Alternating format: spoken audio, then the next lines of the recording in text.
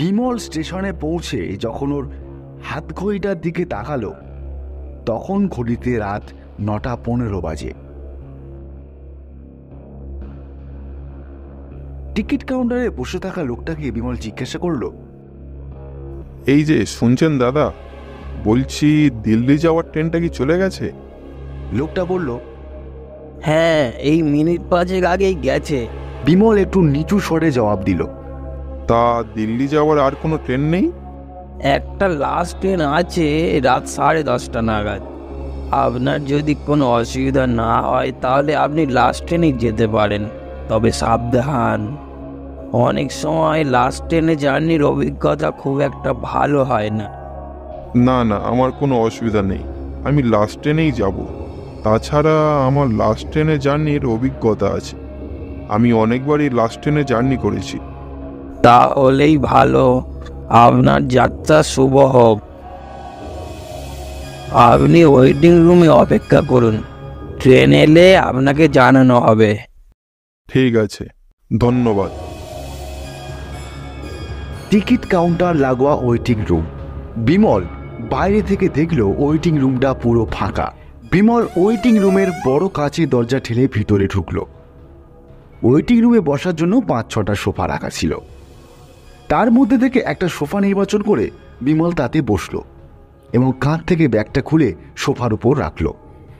তারপর একটু বিশ্রাম নিয়ে ব্যাগ থেকে একটা ম্যাগাজিন বার করে বিমল পড়তে লাগলো। কিন্তু সময়টা যেন কিছুতেই কাটতেই চায় না। বিমলের কাছে প্রতিটা সেকেন্ড যেন 1 ঘন্টা বলে মনে হতে লাগলো। বিমলের একটা সময় পর কেমন যেন একঘেয়েমি লাগতে শুরু করলো। ম্যাগাজিনটাকে সোফার উপরে রেখে বিমল ওয়েটিং রুমের ভিতরে পায়চারি করতে লাগলো। এমন সময় ওয়েটিং রুমের কাঁচের দরজা ঠেলে জামা প্যান্ট পরা একজন বছর 40-এর ভদ্রলোক ওয়েটিং রুমের ভিতরে প্রবেশ করলো। লোকটার হাতে একটা কালো রঙের ব্যাগ ছিল। লোকটা ঠিক বিমলের সামনে রাখা সোফাতে বসলো। বিমল আগের মতোই আবার সোফাতে গিয়ে বসলো এবং চোখের সামনে আবার ম্যাগাজিনটাকে মেলে দিল। ম্যাগাজিনটা পড়তে পড়তে বিমল লোকটার দিকে একবার তাকালো। বিমল দেখলো লোকটা ওর দিকে তাকিয়ে রয়েছে।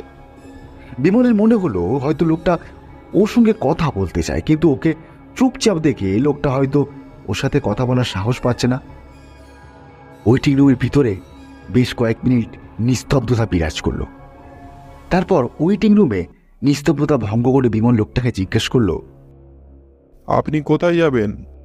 লোকটা হঠাৎ জবাব দিল, দিল্লি, ওখানে আমার ছেলে থাকে।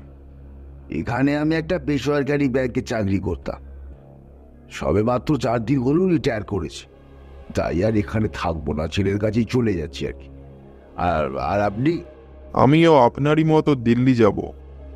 তাহলে আপনার আর আমার গন্তব্যস্থল একই, কি বলুন? হ্যাঁ, তা আপনার বাড়িতে কে কে আছেন? বাড়িতে ছেলে, বৌমা, একটা নাতি আর একটা নাতনি। আর আপনার স্ত্রী? আমার স্ত্রী বছর 4 হলো ট্রেন দুর্ঘটনায় মারা গেছে। ওহো, আই এম সরি, প্লিজ কিছু মনে করবেন না। না না, ঠিক আছে ঠিক আছে, আপনি জানতেন না তাই জিজ্ঞেস করেছে। তা যাক গে, আপনি বলুন আপনার বাড়িতে কে কে আছে? আমার বাড়িতে আমি, আমার স্ত্রী, আমার 5 বছরের একটা ছেলে আর 3 বছরের একটা মেয়ে আছে। আপনার নামটা কি জানতে পারি? নিশ্চয়ই, আমার নাম রতিকান্ত দাস। আপনার? আমার নাম বিমল হালদার। এইভাবে কথা বলতে বলতে খুব কম সময়ের মধ্যে ওদের দুজনকার বেশ জানাশোনা হয়ে গেল। কথা বলতে বলতে কখন সময় কেটে গিয়েছে বিমল বুঝতে পারেনি। ঠিক 10:25 নাগাদ টিকিট কাউন্টারের লোকটা ওয়েটিং রুমের কাছে দরজা ঠেলে ভেতরে ঢুকে ওদের দুজনকার উদ্দেশ্যে বলল, ট্রেন এসে গেছে, চলে আসুন। বিমল লোকটাকে বলল, চলুন তাহলে, বাকি কথা না হয় ট্রেনে যেতে যেতেই বলা যাবে। বিমল ওর ব্যাগটাকে কাঁধে তুলে নিয়ে ওয়েটিং রুমের কাছের দরজা ঠেলে বাইরে বেরোলো। বিমলের পিছন পিছন সেই লোকটাও ওয়েটিং রুমের কাছে দরজা ঠেলে বাইরে বেরোলো। টিকিট কাউন্টারের লোকটা বলল, তাড়াতাড়ি ট্রেনে উঠে পড়ুন, ট্রেন এখানে বেশিক্ষণ দাঁড়াবে না। বিমলও একটু দেরি না করে ট্রেনে উঠে পড়ল। বিমলের সঙ্গে সেই লোকটাও ট্রেনে উঠল। বিমল দেখল ট্রেনটা পুরো ফাঁকা, ট্রেনের ভেতরে কেবলমাত্র ওরা দুজন। বিমল জানলার কাছে সিটে গিয়ে বসল। লোকটাও ঠিক বিমলের সামনের সিটে গিয়ে বসল। ঠিক এই সময় বিমলের ফোনটা বেজে উঠল। ফোনটা বার করে দেখল ওর ছোটবেলার বন্ধু শাগনিক ফোন করেছে। বিমল কলটা রিসিভ করে হ্যালো বলতে ফোনের ওপার থেকে শাগনি জিজ্ঞাসা করল, হ্যালো, তুই এখন কোথায় আছিস? বাড়িতে তোর জন্য সব অপেক্ষা করছে যে। আমি এই সবে ট্রেনে উঠলাম। কেন? তোর তো রাত 9টার ট্রেন ছিল, তা তুই এখন ট্রেনে উঠলি কেন? রাস্তায় ট্রাফিকের জন্য স্টেশনে আসতে দেরি হয়ে যায়, যার জন্য রাত 9টার ট্রেনটা মিস হয়ে গেছে। তাই 10:30টার এই লাস্ট ট্রেনটাই আমাকে ধরতে হলো। তুই কিছু চিন্তা করিস না, আমি কাল সকালে ঠিক বাড়িতে পৌঁছে যাব। ঠিক আছে, সাবধানে আয়। চল রাখি, ঠিক আছে? হ্যাঁ হ্যাঁ, ঠিক আছে, রাখ। এই বলে শাগনি ফোনটা কেটে দিল। বিমল দেখল লোকটা এখন একটা গল্পের বই পড়ছে। বইটার সামনের প্রচ্ছদ দেখে বিমল বুঝতে পারল বইটা ভূতের গল্পে। লোকটাকে মনোযোগ সহকারে গল্পের বইটা পড়তে দেখে বিমল কৌতূহল মাখানো কণ্ঠে জিজ্ঞাসা করল, আচ্ছা রতিকান্তবাবু, আপনি ভূত বিশ্বাস করেন? লোকটা নিজের মুখের সামনে থেকে গল্পের বইটা সরিয়ে নিয়ে বিমলের দিকে একবার গনগনে দৃষ্টি তাকালো। তারপর বলল, হ্যাঁ, বিশ্বাস করি বই কি। বিমল একটু হেয়ালে করেই লোকটাকে জিজ্ঞাসা করলো, আপনি কখনো ভূত দেখেছেন? লোকটা বেশ কিছুক্ষণ চুপ করে থেকে তারপর গম্ভীর গলায় বলল, না, দেখিনি, কিন্তু তা বলে যে ভূতের অস্তিত্ব নেই এটা কখনোই বলা যায় না। এ জগতে যেমন মানুষের অস্তিত্ব আছে তেমনি ভূতের অস্তিত্ব আছে। এক কথায় মানুষ থাকলে ভূতও থাকবে। কেন, আপনি ভূতে বিশ্বাস করেন না বুঝি? আমি ওইসব ভূত টুতে বিশ্বাস করি না। ভূত বলে কিছুই নেই। আর ভূত যদি আপনার সঙ্গেই থাকে তাহলে তো আপনি বিশ্বাস করবেন। মানে? এই বলে লোকটা নিজের মুখের ওপর থেকে বইটা সরিয়ে নিল। লোকটার মুখটা দেখে বিমলের চোখ দুটো বিস্ফারিত হয়ে গেল। লোকটার সারা মুখে রক্ত লেগে রয়েছে।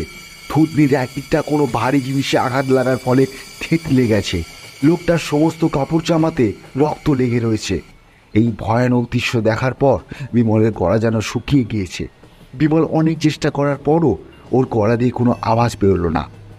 বিমল একটু দেরি না করে ওর সিট থেকে উঠে সামনের অন্ধকার কামরার দিকে ছুটতে লাগলো। ছুটতে ছুটতে বিমল একটা ভারী জিনিসের সঙ্গে হোঁচটকে ট্রেনের কামরায় অ্যালুমিনিয়ামের মেঝের উপর সাজিয়ে মুখ থুবড়ে পড়ল। বিমলের থুতনি ফেটে রক্ত বেরোতে লাগলো। বিমল পকেট থেকে রুমালটা বার করে থুতনির উপর চেপে ধরল। পকেট থেকে ফোনটা বার করে ফোনের টর্চটা অন করে পায়ের কাছে মারতেই বিমলের গা শিউরে উঠল। ওর পায়ের কাছে পড়ে আছে একটা পচা আধ খাওয়া লাশ। বিমলের সঙ্গে সঙ্গে 2-3 পা পিছিয়ে গেল। লাশটার মুখের ওপর টর্চে আলো পড়তে বিমল আটকে উঠল। লাশটা বিমলের খুবই চেনা। বিমল ভয়ে তোতলাতে তোতলাতে বলল, এ তো সেই টিকিট কাউন্টারে বসে থাকা লোকটা। তার মানে? বিমল লাশটার মুখের দিকে বেশ কয়েক মুহূর্ত তাকিয়ে রইল। তারপর কোনো রকমে নিজেকে সামলে নিয়ে যখন বিমল সামনের দিকে তাকালো, বিমল সামনে যা দেখলো তাতে ওর হুঁশ উড়ে গেল। এতক্ষণ ট্রেনে যে কামরাগুলো বিমল খালি দেখছিল, এখন সেই কামরাগুলোতে বিভৎস মানুষের দানবাকার হিংস্র চেহারা সে লক্ষ্য করলো। তারা প্রত্যেকেই বিমলের দিকে হিংস্র চাহনিতে তাকিয়ে রয়েছে। বিমল দেখল ওর থেকে কিছুটা দূরে সেই লোকটা দাঁড়িয়ে আছে। বিমল হাত জোর করে লোকটাকে বলল, আমাকে ছেড়ে দিন, দয়া করে আমাকে মারবেন না। লোকটা একটু হেয়ালি করেই জবাব দিল, অনেকদিন পর একটা শিকার ধরেছি, এত সহজে কি ছেড়ে দিই বলুন? লোকটার মুখে এবার একটা পৈশাচিক হাসি ফুটে উঠল।